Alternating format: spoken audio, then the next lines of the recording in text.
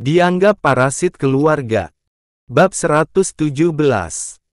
Sudah, ya.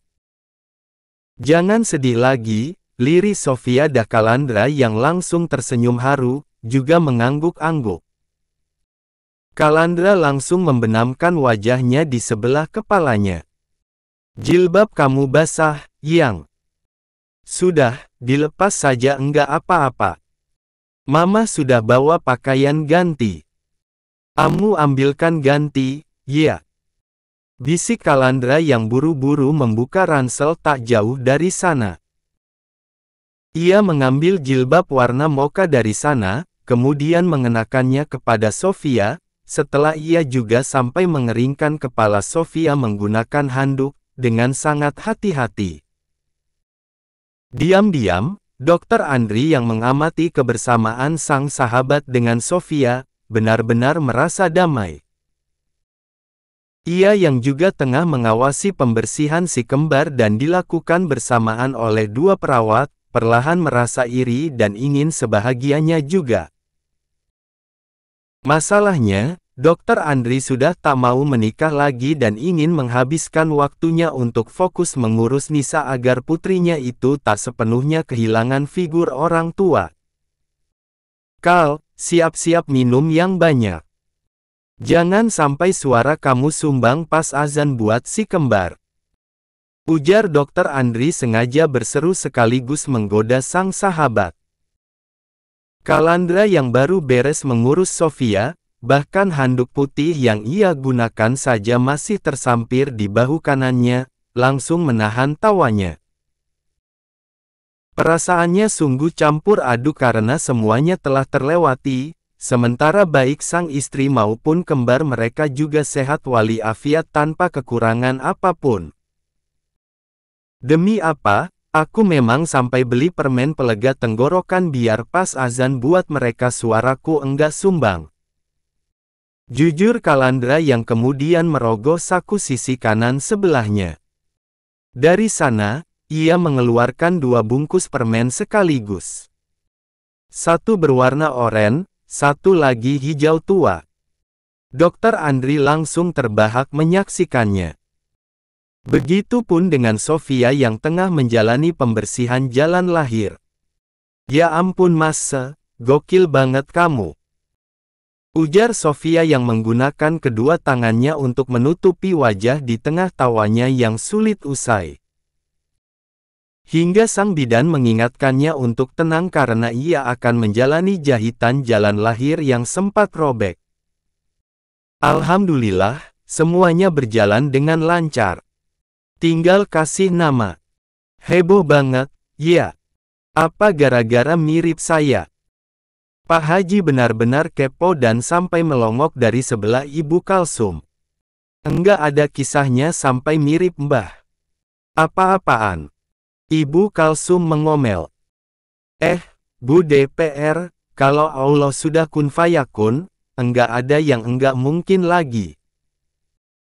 Yakin Pak Haji yang kemudian berkata, apalagi nanti kalau istri saya yang lahiran, dijamin mirip saya. Ibu Kalsum langsung menggeleng tak habis pikir ditenangkan oleh sang suami yang masih mendekapnya hangat. Drama persalinan sudah berakhir, tapi Sofia mendadak ingat nasib sang adik. Mas, kalau Pak Haji ngikutin terus gimana? Itu saja masih di sana dan aku yakin, alasan utamanya karena Widi. Ia berbisik-bisik. Apalagi ketika akhirnya ia dipindah ke ruang rawat, dan tak lama setelah Otto, Widi pamit disertai Pak Haji yang langsung berdalih siap antar. Enggak apa-apa, Mbak. Enggak apa-apa. Nanti aku tinggal di bula kuburan biar dia nyasar. Yakin Widi. David dan Dr. Andri sudah kompak menawari, membuat Pak Haji yang merasa tersingi mengomel kepadanya. Karenanya, Pak Sana dan Ibu Kalsum sepakat mereka berdua lah yang akan mengantar Widi. Mbah, saya bakalan sunat Mbah lagi kalau Mbah ngejar-ngejar Widi. Tuh Dr. Andri sudah ahli sunat menyunat. Ancam Pasana dengan gaya sabarnya yang benar-benar khas. Pak DPR, rengek Pak Haji. Sudah, sekarang Mbah pulang saja. Di rumah ada 2 bidadari dunia pilihan Mbah dan sudah Mbah nikahi, jadikan istri. Udah pulang. Lanjut Pasana. Pak Haji menatap melas wajah-wajah di sana, tapi semuanya kompak memasang wajah setuju agar ia pulang. Pulang, Mbah. Lanjut besok lagi. Sudah malam, semuanya juga mau istirahat termasuk Widi. Apalagi abis ini pun, Widi juga harus susun-susun dagangan. Yakin Kalandra dengan gaya yang benar-benar mirip Pasana. Walau berat, Pak Haji memutuskan pergi, pulang menggunakan mobilnya. Pak Haji pulang lebih dulu, sementara Pasana dan Ibu Kalsum siap-siap sambil memandangi kedua cucu mereka yang berat badannya masih terbilang normal walau tidak ada 2,5 kg. Dr. Andri dan David kompak mengantar hing tempat parkir sambil mengucapkan hati-hati. Kemudian, Dr. Andri juga mengucapkan kalimat yang sama kepada David. Keduanya kompak tidak memaksakan diri mengantar Widi agar tidak terjadi fitnah layaknya apa yang Pasana katakan. Sementara itu, di ruang rawat yang Sofia tempati, senyum bahagia tak pernah lepas dari kebersamaan Kalandra dan Sofia. Keduanya terus memandangi wajah kedua bayi kembar mereka yang berada di ranjang bayi berbeda, tapi sengaja dijejerkan. Selain itu, Daim yang sudah tidur juga sengaja Sofia baringkan di sebelahnya, bersebelahan dengan ranjang bayi sang adik. Sudah paham, kan, proses persalinan seperti apa? Tanya Sofia yang sampai detik ini masih wajib berbaring. Asli, yang, ngeri. Keluh Kalandra yang kemudian duduk di sebelah kedua kaki Daim. Ngeri kenapa? Tanya Sofia sambil sesekali membelai kepala Daim. Sudah, segini saja kali ya. Kalandra memang mengatakannya, tapi jika melihat anak-anaknya yang sehat, ia ingin menambah lagi.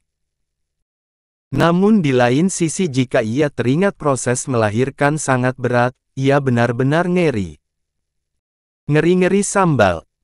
Liri Sofia sengaja menggoda sang suami. Kalandra langsung tersipu. Iya, kan? Lanjut Sofia dan perlahan menggunakan sebelah tangannya yang diinfus, untuk meraih ujung jemari tangan kanan Kalandra. Lihat nanti, ucap Kalandra. Tatapannya memang intens membalas tatapan Sofia, tapi jemari tangan kanannya sudah menggenggam jemari tangan kiri Sofia dengan lembut. Lihat nanti, tahu-tahu belum 1 tahun sudah hamil lagi. Kebobolan, lanjut Sofia masih meledek sang suami yang detik itu juga refleks tertawa, tapi buru-buru menahannya. Kalandra menggunakan tangan kirinya untuk membekap mulut guna meredam tawanya. Namun perlahan, ia mengungkung tubuh Sofia. Tangan kanan yang sempat wanita itu raih, kini persis di sebelah wajah Daim. Ingat, ya. Puasa, seenggaknya 40 hari. Syukur-syukur, aku enggak bablas mens karena andai sampai ia, puasanya lebih lama, ucap Sofia lebih lembut dari sebelumnya, bahkan walau ia tahu di sana hanya ada mereka. Berat banget sumpah, lirih Kalandra yang kali ini merengek manja kepada sang istri. Sofia langsung tersipu. Enggak seberat itu. Enggak mungkin, seorang Mas Kala, enggak ada usaha. Sofia tertawa dan tak kuasa melanjutkan ucapannya, apalagi ia juga sampai merasa sakit di jahitan jalan lahirnya. Kenapa, Yang? Kalandra langsung khawatir. Jahitan di jalan lahirnya, lebih sakit dari pas Mas Daim. Terus gimana?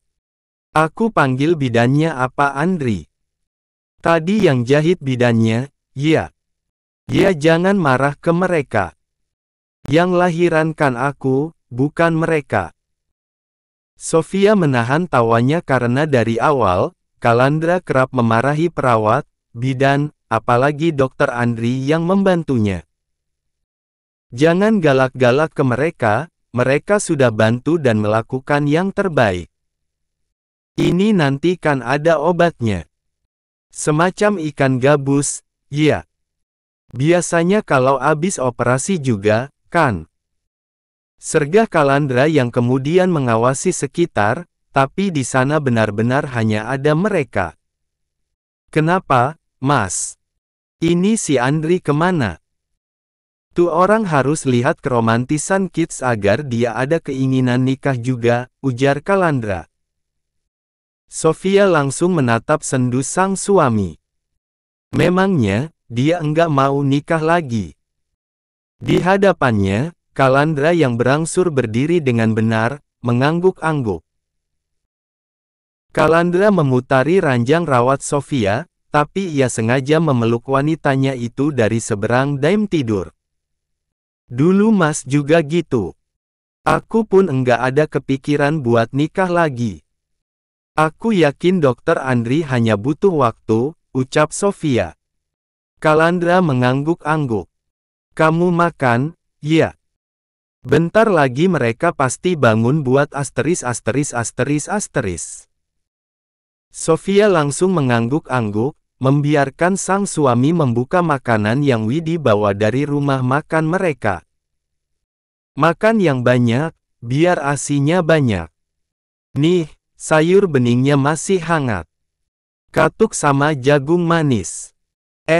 Yang. Aku mau, yah. Walau sekarang aku sudah enggak boleh alasan ngidam. Kalandra menertawakan permintaannya sendiri.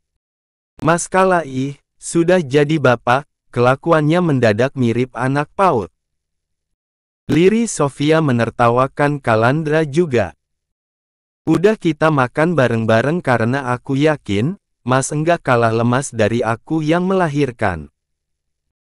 Setelah berucap demikian, ia mendadak berkata, tapi aku pengin sate. Kalandra mengangguk-angguk. Boleh. Boleh. Bentar aku minta Andri buat beliin. Kesannya kita pasien enggak tahun diri ya, Mas. Sudah dari tadi kamu sibuk marahi dia, sekarang mau disuruh beli sate, ujar Sofia. Enggak apa-apa. Biar dia belajar berbakti ke ipar. Pokoknya aku bakalan jodohin dia sama Widi. Kalandra mantap dengan rencananya. Sofia hanya tersipu, dan memang karena merasa terharu. Aku lihat mereka sebenarnya cocok. Si Nisa juga sudah lengket ke Widi. Nunggu apa lagi? Sama-sama nyaman, anak-anak juga. Beneran enggak ada yang perlu dipikirin, lanjut Kalandra yang menyuapi Sofia makan. 2 suap dulu, abis ini aku ke Andri biar dia beliin sate di perempatan sebelah lampu merah. Sate di sana enak. Selamat pagi Mama, selamat pagi Mas Daim, selamat pagi Mbak Azura, selamat pagi juga si kalem Mas Azam. Baru membuka mata, Kalandra yang rela tidur di kasur lantai hanya untuk bisa menjadi suami sekaligus papa siaga, tersenyum ceria memandangi wajah-wajah orang terkasihnya. Sebab di klinik Andri memang tidak ada ruang VIP layaknya di rumah sakit mahal. Membuat Kalandra menerima sokongan kasur lantai baru dari sang papa. Sofia yang tengah memberi Azura anak perempuan mereka ASI sambil duduk, balas tersenyum kepada sang suami yang masih duduk di kasur lantai. Kalandra masih tampak terkantuk-kantuk dan sesekali menguap.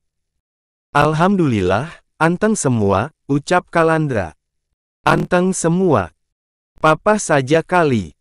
Sofia menahan senyumnya. Hah? Gimana maksudnya?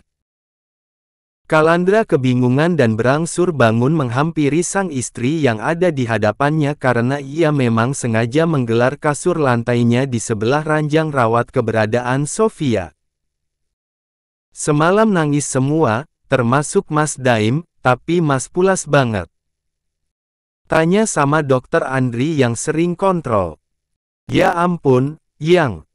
Maaf banget. Iya, enggak apa-apa. Aku tahu Mas capek banget, makanya aku enggak bangunin Mas. Malahan lihat Mas tidur sepulas itu di kasur lantai, aku jadi merasa bersalah. Enggak apa-apa, enggak apa-apa. Pagi ini kita sudah boleh pulang, kok. Di rumah sendiri pasti jauh lebih nyaman. Ya sudah, sekarang Mas wudhu, terus subuhan. Sofia menatap Kalandra sambil menahan senyum. Di hadapannya, Kalandra yang baru duduk langsung mencium keningnya sangat lama. Payah banget, ya. Ucap Kalandra menertawakan dirinya sendiri. Ia tak lantas pergi menunaikan saran sang istri. Sebab yang ia lakukan malah mendekap wanitanya itu erat sambil sesekali mengelus pipi Azura.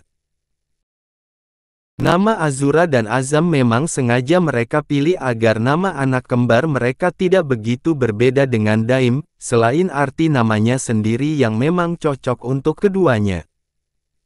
Semalam siapa yang rajin nyanyi? Tanya Kalandra sambil tetap mendekap hangat tubuh sang istri, apalagi suasana pagi di sana benar-benar dingin, ditambah semalam ini, ia tidur di lantai dan hanya beralas kasur lantai tipis. Ya ini, yang asterisk terus. Lirih Sofia sambil mengelus gemas pipi Azura. Wah, Mbak Azura jagoan, yah, enggak mau kalah dari Mamah. Ucap Kalandra sambil menahan tawanya apalagi Sofia sudah langsung menahan tawa juga. Mas Azam gimana, Mas Azam? Mas Azam pasti kalem mirip Papa. Lanjut Kalandra dengan bangganya memuji dirinya sendiri. Sofia sampai gemas dan menghadiahi sang suami ciuman di pipi kiri.